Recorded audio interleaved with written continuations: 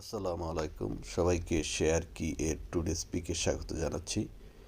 গতকালকে আমরা একটা ওভারঅল একটা পজিটিভ বাজার দেখলাম, যেখানে সারাদিনই ইন্ডেক্সটা আপ ট্রেন্ডেই ছিল।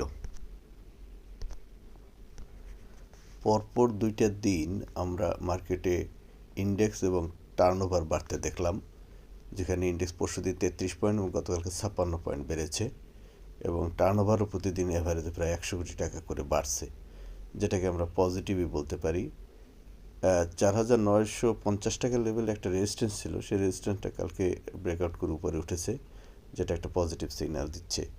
এক্ষেত্রে অবশ্য এক্সটার্নাল ফ্যাক্টরটাকেই মুখ্য ধরা যায়, কারণ যেটা আমরা নির্বাচনী তফসিল আসতেছে, আমরা শুনতেছি হয়তো আজকে অথবা আগামীকালকে আসবে, যেটা মানুষের মধ্যে একটা কনফিডেন্ট বিল্ড আপ করতেছে, যেটা টার্নওভার বাড়াইতে সহায়তা করছে। এক্ষেত্রে আমার মনে হয়, যেটা আমরা গত এক সপ্তাহ আগে দেখেছিলাম, 5,000-এর উপর যখন ইন্ডেক্স ছিল তখন 600 কোটি টাকার আশপাশে ট্রেড হয়েছে কয়েকদিন, এবং ইন্ডেক্সটা আবার 5,000-এর উপরে উঠলে ইন্ডেক্স টার্নওভারটাও হয়তো 600 কোটি টাকার উপরে আমরা দেখতে পাবো। তারপরে মার্কেট কীভাবে বিহেভিয়ার করে সেটা একটা বিবেচ্য বিষয়। টুডে স্পিকে আমার পছন্দের ইনস্ট্রুমেন্টের মধ্যে দুইটা আছে, যেটার মধ্যে একটা মিডল্যান্ড ব্যাংক, যেটা একটা বড় টার্নওভার করেছিল, উপরে উঠেছিল, কিন্তু গতকালকেও একটা রেড ক্যান্ডেল দিয়েছে।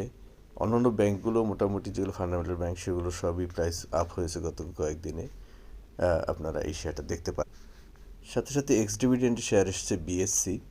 বিএসসি গতকালকে একটু ভালো একটা প্রাইস আপ করেছে, যেটা রেকর্ডের আগে 110 টাকা টোকার উপরে ছিল।